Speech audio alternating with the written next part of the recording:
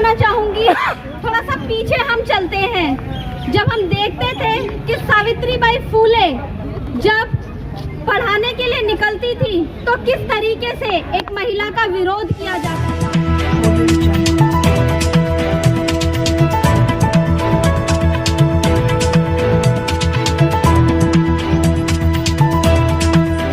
पर जो भी वक्ता ने कहा वो उसकी अपनी राय है, जिसकी पुष्टि नेशन न्यूज इंडिया नहीं करता। धन्यवाद। आज हम देखते हैं कि एक छात्रा जब पढ़ने के लिए निकलती है तो किस तरीके से उसकी आवाज को दबाया जाता है।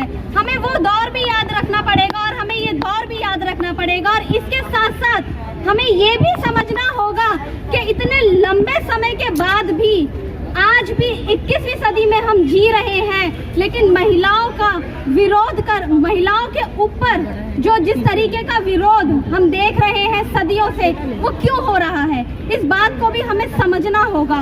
मुझे लगता है कि आज भी जो लोगों की सोच है वो महिला विरोधी है। वो इसलिए है साथियों क्योंकि हम देखते हैं कि जब हम बात करते हैं महिला रिप्रेजेंटेशन की, चाहे वो ऊपर से लेकर के नीचे हो, पार्लियामेंट से लेकर के नीचे स्कूल के अंदर हो, हम देखते हैं कि वो रेशियो आज भी कहीं ना कहीं मेल नहीं खा रहा है। और इसका जिम्मेदार कौन है, इस पर भी हमें सवाल करना होगा। हमें पूछना होगा सरकार से भी कि ये रिप्रेजेंटेशन में आज भी डिस्क्रिमिनेशन क्यों हो रहा है और ये डिस्क्रिमिनेशन कब फुलफिल होगा, इस बात को भी हमें समझना होगा और सवाल करना होगा। हम आप लोग महिलाएं जब अपने घर में रहती हैं, जब बाहर निकलती हैं, कुछ महिलाएं जो अपना काम करती हैं, रेडी पटरी पर बैठती हैं, कुछ महिलाएं जो घर का काम होम मेकर्स होती हैं, कुछ महिलाएं जो MNC में जाती हैं, कुछ महिलाएं जो टीचर्स होती हैं, और हम आप जैसे नौजवान जो छात्राएं स्कूल जाती हैं, यूनिवर्सिटी जाती हैं, वो आज भी अपने आप को सेफ फील नहीं करती। और इसका जिम्मेदार कौन है? हम आप लोग नहीं है, इसका जिम्मेदार सिर्फ और सिर्फ केंद्र और राज्य की सरकारें हैं। हमें इस बात को पुरजोर तरीके से देखना होगा और समझना होगा और सवाल करना होगा कि आज भी 21वीं सदी में भी जब हम बात करते हैं कि बेटियों को बचाओ और बेटियों को पढ़ाओ, तो क्या यही है कि ये इसी तरीके से बेटी बचेगी और बेटी पढ़ेगी? इन चीजों को भी हमें समझना होगा साथियों, और सवाल करना होगा सरकार से कि कब तक आप इस तरीके की कूटनीतियां करते रहेंगे, आप हमें जुमले दिखाते रहेंगे, आप वोट लेने के लिए बड़ी बड़ी बातें करेंगे कि बेटी को पढ़ाना है, बेटी को बचाना है, उसको आगे लेकर के जाना है। ये खाली वोट की राजनीति अब नहीं चलेगी। अभी जैसे कि साथी ने बात करा कि निर्भया कांड, निर्भया दिवस के दिन आज हम लोग आप यहाँ पर जंतर मंतर पर उपस्थित हैं, और उन्होंने बताया कि किस तरीके से तब एक कमेटी का गठन हुआ था, लेकिन आज भी हम देख रहे हैं कि उस तरीके के रेप हमारे हिंदुस्तान में लगातार कायम है। हम देख रहे हैं कि एसिड के अटैक लगातार हमारे देश में कायम है। तो इसका जिम्मेदार कौन है? इसका जिम्मेदार हम आप लोग नहीं है, इसके जिम्मेदार सरकार है कि वो आज भी इस तरीके के जो जुल्म महिलाओं पर, औरतों पर, छात्रों पर, नौजवानों पर हो रहे हैं और वो उस चीज को नहीं रोक पा रही है, इसके जिम्मेदार केवल और केवल सरकार है। और हमें आपस में एकता रखनी होगी ताकि हम इन चीजों के खिलाफ अपनी बात को ले जाएं और विरोध कर सके। हमें डरने की बिल्कुल भी जरूरत नहीं है। NFIW और ऑल इंडिया स्टूडेंट फेडरेशन उसी रात सफदरजंग हॉस्पिटल में गए और देखा, उसके पिताजी से बात किया, उसके परिवार वालों से बात किया। हम सफदरजंग हॉस्पिटल गए और हमने देखा कि किस तरीके से वो बच्ची अपनी सांस, अपनी जिंदगी और मौत के बीच में लड़ रही है। उसकी बॉडी का हाफ पार्ट किस तरीके से उसकी आंखों में तेजाब चला गया है, उसकी लेफ्ट कान में उसके इतनी डैमेज हो चुका है। इसका जिम्मेदार कौन है?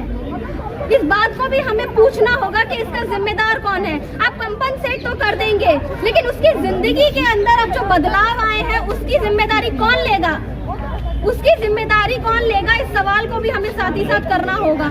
इसके साथ साथ हमने वहाँ पर और भी जो एसिड अटैक के सर्वाइवर्स हैं उनसे, और उन्होंने अपनी जब दिले दास्तान हमें बताई साथियों, मैं और मेरे साथ साथी दीप्ति भी वहाँ मौजूद थी, जब उन्होंने बताया कि किस तरीके से एक पल में उनकी जिंदगी को बदल दिया जाता है, किस तरीके से जब वो उस अटैक के बाद अपनी लाइफ को दोबारा स्टार्ट करते हैं तो कितना जीना उनके लिए मुश्किल होता है।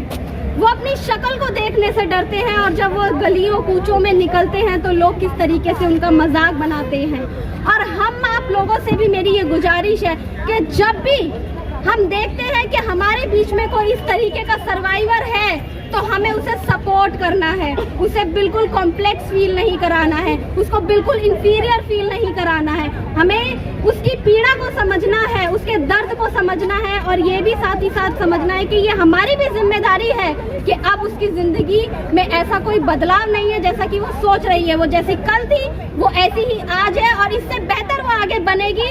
और जिसने भी उसके साथ ये हरकतें करी है उससे वो पुरजोर रूप से विरोध करेगी और जो भी उसके साथ गलत हुआ है उसके खिलाफ वो न्याय की मांग करेगी।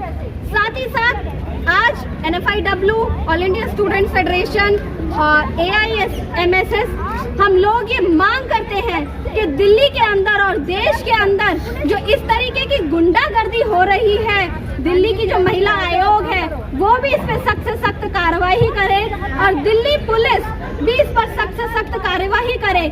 सुनने में आ रहा है कि वो लोग पकड़े गए हैं, लेकिन पकड़े जाना ही सिर्फ एक इलाज नहीं है साथियों। पकड़े जाना ही एक इलाज नहीं है, क्योंकि पकड़े तो निर्भया के लोग भी गए थे, लेकिन उसके बाद भी हम क्या देखते हैं, क्या वो रेप रुक गए?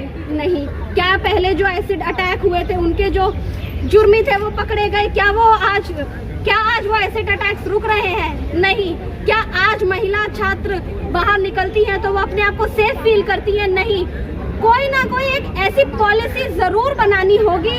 मेरे को लगता है, मेरा एक सुझाव है आप लोगों के माध्यम से, मैं दिल्ली की सरकार को और केंद्र सरकार को ये मैसेज और ये सुझाव देना चाहती हूँ साथियों कि हमें एक एजुकेशन सिस्टम में एक कोर्स रखना चाहिए जिसमें हम सभी को एक मॉरल एथिक्स सिखाएं कि किस तरीके से उनको सोसाइटी में बिहेव करना है, किस तरीके से उनको महिलाओं के साथ पेश आना है, जेंडर इक्वालिटी उनको समझाएं।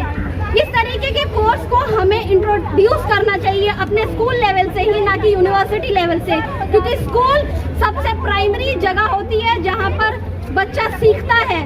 अपब्रिंगिंग उसकी वहीं पर से ही हो जाती है, बुनियाद उसकी वहीं पर से रखी जाती है और हमें वहीं पर से ही उसके दिमाग में, उसकी चेतना में ये बातों को रखना होगा। और इसकी पूरी जिम्मेदारी सरकार की है, क्योंकि सरकार अगर ये कोर्स इंट्रोड्यूस करती है तो मुझे लगता है कि बहुत से बदलाव हो सकते हैं। और अगर सरकार ऐसी जो हम घटनाएं देख रहे हैं उस पर कड़ी से कड़ी कार्रवाई करती है तो वो भी एक मिसाल कायम होगी कि दिल्ली के अंदर भी एक नौजवान, एक छात्रा, एक महिलाएं जो बाहर काम भी कर रही हैं, जो ट्रेवल भी कर रही हैं, खाली बस में फ्री का टिकट देने से महिलाएं सुरक्षित नहीं हो जाती हैं। सरकार उनको सुविधाओं के साथ साथ आपको उनकी सुरक्षा को भी सुनिश्चित करना होगा और इसकी जिम्मेदारी आपको लेनी होगी। इसकी जिम्मेदारी आपको साथ ही साथ लेनी होगी, ये हम सरकार से मांग करते हैं। और हमने जब पता करा कि उनको एसिड मिला कहां से, तो हम क्या सुनते हैं कि ऑनलाइन ई-कॉमर्स शॉपिंग वेबसाइट यानी कि जो फ्लिपकार्ट है वहां से उन्होंने एसिड को खरीदा। ये बहुत ही शर्मनाक है। एक तरफ हम कहते हैं कि आपको एसिड लेने Press the bell icon on the YouTube app and never miss another update.